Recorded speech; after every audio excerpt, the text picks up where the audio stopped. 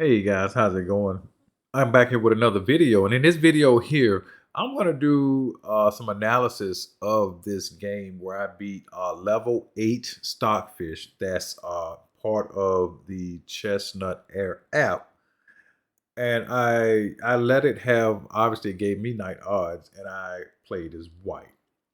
I guess disclosure up front. Yes, I did beat it, but honestly, it took me about 4 or 5 games to figure out a strategy of how to beat it. I will say this: I definitely beat it with D4. I think that's the better option playing from a human standpoint, and I'm gonna show you why. So I'm gonna go back and I'm gonna show you how I lost a game playing E4. I'm not gonna go through the whole game, but I'm gonna just show you how Stockfish played it. So if you're ever playing somebody with knight odds, let me move this here off the screen here.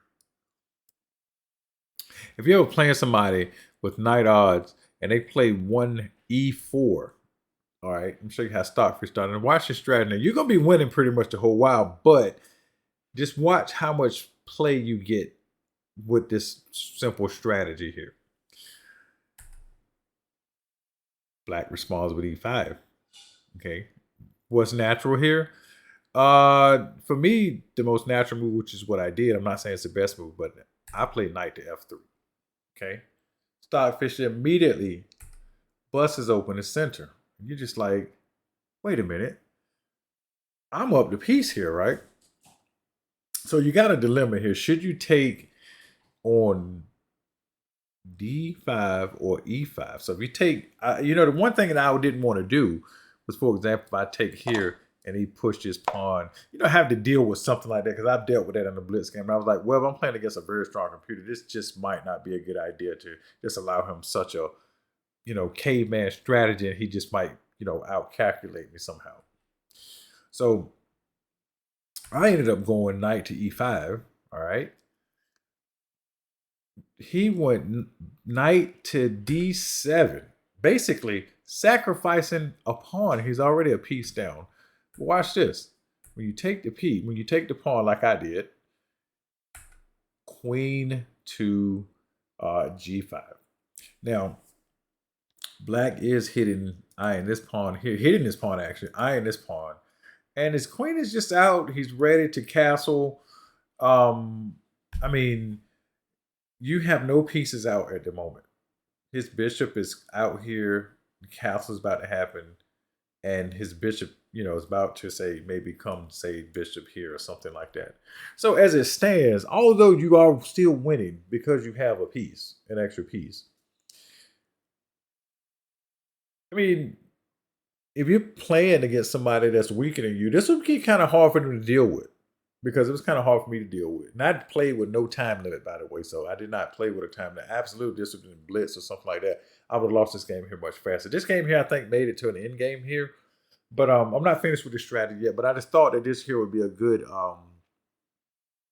strategy to show you if you ever give somebody knight odds, or maybe if somebody give you nice odds. I mean, you could play this same side as white because you are winning this, by the way. And one thing I will say this that I've learned about playing over the years, because I used to play a lot of computer chess on playchess.com and all that stuff.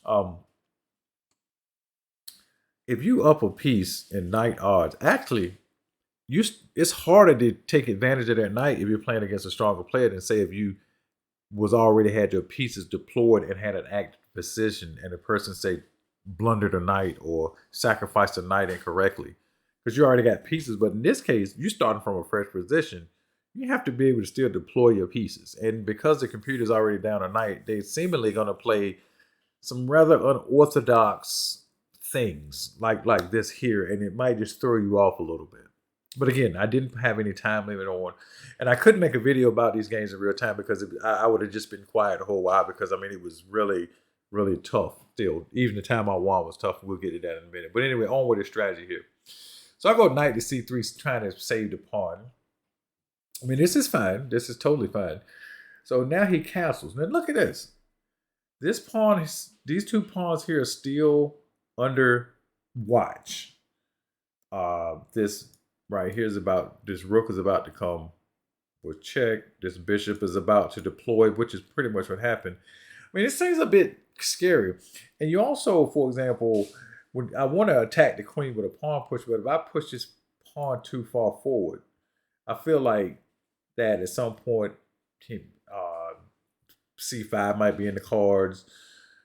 Bishop, even c5 might be in the cards because of the pin with the rook somehow. You know, I don't really know because again, when you're playing against a computer, you really just never know, right? So I pushed d3 here. Rook checks. Now there's a lot of moves here that normal play. I didn't want to play bishop to e3 because I wanted to keep the same hit on the queen. And actually, by going behind myself looking at analysis, this was actually the best move. But I went knight to e2, which is still winning. I just lost like almost like 3/4 of a pawn according to the computer by making this move, but I'm still winning though. All right. So queen obviously takes d5. I want to pull out my bishop so I can some kind of way get casting somehow fast as I can. Bishop to here, but I actually because again I'm doing a snippet from this game here. Actually, Stockfish went queen to b5 here. Now again, I'm not going to go too far down this path, but he still is. He's kind of making you make some concessions here. Are you going to sacrifice this pawn? I mean, if I'm already up, he's already sacrificed the pawn, but do I give this pawn back or what? So I went ahead and pushed here, which is still winning, but now he just, brings his bishop out. And again, I can't remember the whole strategy from that game. So but anyway, I do remember this one game I lost. He just Stockfish basically developed the bishop. And just take a look at this position here for a second. His rooks are connected. He's castled. The middle of the board is open. The two bishops are ready and slicing. And the queen is just sitting in the middle of the board. Yes, I can run the queen away. Yes, I can do this and that. And yes, I am still winning. I'm winning, according to the analysis that I saw, I'm still winning by at least 7 pawns here. So I'm winning. But it's easy to kind of make, sort of a mistake in a position like this and kind of put yourself in a draw. And if you're playing somebody in a blitz game, this is probably a pretty decent strategy to employ because you're already down a piece. So the best thing I would say, do try to open up the board, get your queen centralized, and just connect your rooks as fast as possible and try to preserve the two bishops as long as you can. All right. So I went ahead and played knight to c3, queen to a5, which makes sense. Can't really touch it on that square. The queen is nicely deployed over there. Bishop to e2, preparing the castle. Now he pushed f5 here. And now watch this. Now I castled here. You're not going to believe this. I castled here. Rook takes f3. I'm still winning. But my advantage went from, say, 7/7 pawns now to about 4.5 to 5 pawn advantage here. So I take check. I'm not check. He's threatening a nasty check on h, threatening this nasty check here. So I have to cover with g3. And he takes with check. I mean, the best option I can do, I can go to king to g2, king to e2. It really does not matter. Either one is about the same. So I would say, to me, in my eyes, I would go king to g2. And basically, take a look at this. Again, like I said, I'm still winning here. But however, this is, if you're playing against a human, particularly in blitz, this is still hard to deal with here. So anyway, I'm going to get back to the actual game now. Again, I just want to show you this strategy again. I'm going to go through the game kind of quick again. I'm not going to do a full thorough analysis on it, but I just want to give you some insights to what I was thinking when I actually played the game. All right, so d4, I just wanted to kind of, not play e4 for obvious reasons. D5, knight f3. So I'm kind of going for sort of my my d4 opening that I like. So he obviously he plays sort of like what just looks like a terrace defense a little bit without a king knight, I guess. I push D3 here because in some cases, if you allow black to do so, for example, I'm gonna give you a quick example. If you say, I don't know, do something like this here, he takes, you go here, and he pushes, and even if you go back, I mean, he's gonna get a pawn on D4, and it's really gonna be a pain to deal with. Even though you're still winning in this position, don't forget, you're still up a knight, but it's a pain to deal with. So I wanted to avoid that because I actually lost the game playing D4. But D4 is the best try, I think, for most people. All right. C3. Okay, now I go to C3. All right. And he plays bishop B7 developing. Obviously, I developed my bishop. Knight C6. That's pretty normal. Castles. That obviously that's normal. Bishop F4. What I wanted to do was I wanted to. This was a really good move because I got double sort of protection on this square here, and he can't really make me move this just yet that easy. And I just wanted to be able to. I wanted to at some point to be able to hop my knight at him, hop my knight right here and force a trade. Because at some point he's going to develop his bishop and it's going to be here. And I thought likely he was going to do that because going say here, and then developing the bishop on B7 I think is a bit slow.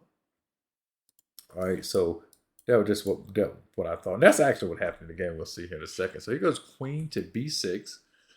You know, I challenge queens. I'm ready to trade pieces. So he pulled his bishop up. I didn't trade queens just yet. I waited for a second because, again, what I wanted to do was I wanted to take this pawn first and see what he was going to take with. Now, if he took with the queen, that's fine. I didn't think he was because, again, because my idea is at some point I'm going to hop my knight to E5 here to trade a piece. All right. Now I take, and now I hop the knight in for a trade. Because again, this is I got his pawns double. I'm about to trade a piece. I'm just not really. I'm feeling okay about this here, but you still got to watch it. That is the major thing. You have to watch it here. So in this case here, he went rook on f to c8. I deploy my knight to make sure that there's no nasty pins on the a pawn to my rook on a1. He pushes this here. So I back up to here. And I'm just like, well, I can do this because I don't have to go here and trade. I don't have to go there and trade bishop. Like, for example, it looks like I'm forced to do this. Takes, and then he brings his rook down. That would not be nice. Okay. So, but in this case, I can go here because, for example, if he can't do this, then that's just dropping a free pawn here. Then after he do that, give me that pawn. Yes, I'll come back and take, he moves his king. And yes, I'll come back and take double pawns here all day for that. That's totally fine. Because I'm actually going to push up one of these pawns here to actually bolster my rook. I mean, to bolster my, let me stop that here. To bolster my bishop in the middle of the board. All right. So when I retreated the bishop, he went bishop to c6. And I was thinking about going ahead and doing this right now. Just going ahead and pushing this right here. Sacking this pawn. So if he takes or push, whichever one he want to do, I'm going to trade a bishop here. I just need to trade some pieces here is what I'm trying to do. All right. So I drop my knight in, threaten his bishop. He pushes that. I take the bishop first. Push that. And now I drop the bishop all the way back. Because coming to e3 just basically gives him just rolling pawns, counterplay just for no reason. So it's just no point in doing that. All right, so let me show you what I'm talking about. So for example, if I come here, he could just like push d4. And if you go here, I guess he can take with either one. I think, yeah, this would be the best one to take one, I guess. And then you take like this, you know, this. I mean, you're just giving him counterplay for no reason. I mean, really, because you had to jump here. Then if he comes like here, I mean, all this is no reason. Or even if you just went back here, it doesn't matter. You still just allowing him to come right here for no reason. Like this is just, why would you do that? you kind of just undevelop your bishop and all of that. So it's just no point in doing that. So that's why, um, let's go back to the main game here. Bishop e2, rook to c8. Yes, rook to f. That's why I want rook to f1.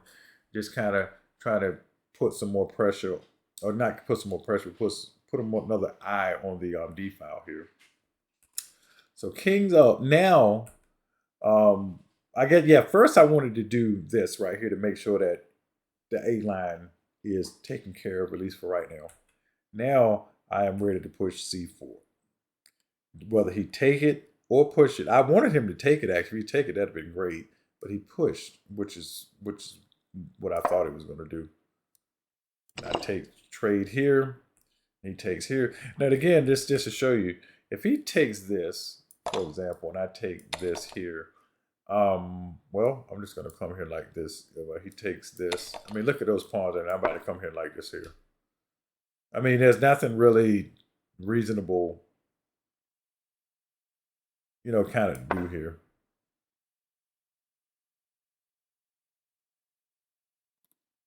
I mean, taking a pawn right now is dangerous, but what I could do is do something like this here. And, yeah, I mean, that's just really just pretty much it. Something like this. And I'm just basically winning this position here. All right, so we go back to d4. I take, and yes, now I just want to just relieve some pressure on this A file and just contest it. That's really what this is for here. So he brings his rook down. I go here. Now watch this. I'm going to show you something sneaky here. He goes h5. And what I mean is sneaky for me. And say if he would have just went and done a human thing and took this pawn. Well, I would have just went here. And the idea behind that is that in this position here, it'd be much easier for me to force him to trade one of his rooks. Because in this case, you want to keep both your rooks as long as possible. So if you get a passed pawn, you can have double support. And his king is close to the middle of the board as well. So if he gets a passed pawn in the right position, he can actually really fight for a draw. In some cases, win. I'm gonna show you a devastating line here in a minute. h5, bishop here blocks that out, protects the pawn. Although the bishop now is a tall pawn, but I don't really need to play with that bishop. I just need that bishop right there, so that way it's not a liability, and it is just blocking out the B file and protecting two pawns simultaneously. So I just figured, well, that pawn, I'm going to get my money's worth out of that bishop, so to speak. Bring his king a little closer. Now I push up. Obviously he's not going to take, so he pushed, and then now I push again. Rook to a7. All of this is kind of just like sort of general maneuvering. I'm not even trying to explain any of this here. Now I'll say this a little bit. This is just so I can step my king this way. F3 is for that reason. So he brought his rook down. I come up, bring my rook to c1, rook to f7, threatening the pawn. He comes back. Now, one thing I should have watched out for, I should have tried to get a pawn on g4 here, and I'll show you why in a second. Now, watch the stubborn defense this thing puts up. Now, the computer pushes f5. Isn't this amazing? Because, for example, if I take f5, it just makes it a little bit harder for me to kind of try to win this game here. Because then he push here, and then let's just say if I take, for example, he takes, and my king just has to kind of go back over here or something like that. So it's kind of like this is a stubborn sort of defense here. So what I did was when he pushed that, I didn't take it. I went king to e3 because I wanted him to push. So when he pushed, now I take, he takes this way, which is interesting, and I step back. I'm like, all right, now it's only one pawn in the center of the board, because really what I was trying to do is make sure he don't have some connected passed pawn somehow. That was my goal here with that. So he pushes, I don't take. What I'm doing is, watch this. I'm going to maneuver my rooks a little bit. Watch this. You'll see. I'm gonna explain to you why I went here first. But first, I got to show you what I did. Rook to rook to c1, rook over. Now I'm going to push this rook up to D2. He brings his rook back over. He's just probably making some random, like what they call a high-level shuffling, as I think King Crusher calls it. I go over here now threatening the pawn, so now he comes back. And so let me just go back and show you real quick before I go forward why I did that maneuver like I did. Let's just say when he goes here, if I would have obviously I can't go rook to G1 straight away, because then he could just say push the pawn, and if I take, then he takes. Now watch this. Now don't mess up, and I'm gonna show you. This is where you can mess up at. If you step up to king to F3, you just draw the game just like that. All right. So because he steps down to king to E5, now he has a lot of counterplay in the center of the board. And it's because his bishop is so far to play, there's really not much you can do with it. And he's almost threatening to win your rook, so you got to watch it. But however, now watch this. Now, if you make the human mistake and say, oh, I'm going to give some counterplay, so I'm just going to push G4, you just lost the game because he goes here. There's really nothing you can do to stop this, because the best thing to do to stop the queen, you come here, and now he just wins your rook with this move here, because there's nothing really to do to stop him from winning your rook or you giving him a queen, which is either one, it's game over, right? So that's why I went here first, rook to C1, move this up to stop that pawn from advancing. Now, when he moves, I can swing a rook over here to G1. So I got rook to G1 in 3 moves. Because don't forget, you're supposed to take endgame slow. And I'm stopping this pawn from being moved as well. All right. So when he comes here, I take, and now he takes. Now, I say, I wasn't afraid of this, but it did take me. I'm glad I was playing with no time limit. If I was playing in the classical game, I could have saw this as well. But my idea was like, I want some counterplay. And because I don't feel like he's going to get, the pawns are disconnected. I got a rook. I got a rook down here, a king down here, and I also, all of this is my bishop is a tall pawn, but look, it is hitting this square here, so I could sacrifice it for this pawn if need be. So I'm gonna take the chance, and I'm gonna go here for check, and now I want to take this pawn right here, which is actually really, really good, by the way. It's a good move, and I'm in the end of the game. I'll tell you something in a minute. So he goes rook to H7. Now watch this. I was not afraid to take here and let him have a check, because I'm like, well, he's not going to checkmate me here. Now it's only one pawn coming straight now. So it's not like, I'm not afraid of, again, it's probably a little bit hairy, but you can just watch yourself. As long as you do, you'll be okay. And that's what I did. So I went king here to threaten the rook so I can get a tempo on that. So he comes here and it looks like he's threatening checkmate, but, with the rook coming down here, but obviously he's not. It took me a while to see that, because in this position, I think I paused for like maybe 5, maybe 7 minutes thinking. I was just like, how can I hold my posture in this position without making the passive rook to D1 move to stop checkmate? And I was like, I know that's probably still winning, but I just want to make sure that I can win the game. And then I realized, I said, oh, actually I can go rook to D2 to contest his rook. And then that could be problem solved. I actually saw that I could have went here for check. And then when the king goes over, when king goes over, you come here with check. I saw all of this, but I was just like, I want to make sure I do the safest thing here, because maybe some kind of way, if he get his king down here in the right situation, he can get like a perpetual attack for checkmate on me or something like that. So what I did was I went rook on c to d6. So when he brought his rook down to here, which is obvious, because if I don't do anything about this right here, he just might get a draw. So I drop my rook back. He checks, block the check. He goes back and take the pawn, which is totally fine. I come here now to run his other rook out, or he trades. It's up to him, because if his rook runs out, I'm going to step up to F2, and then it's going to be a whole lot easier for me.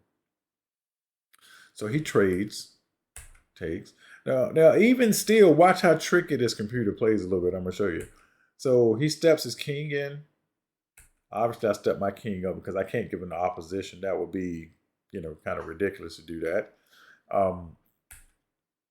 He pushes the pawn, which is interesting. So now I come over here. Now the idea behind this move is I want to protect, because for example, when I came, I want to protect this bishop because what I want to do is I want to get some counterplay with a3 at some point. And that's just what I did here in a second. So he comes down,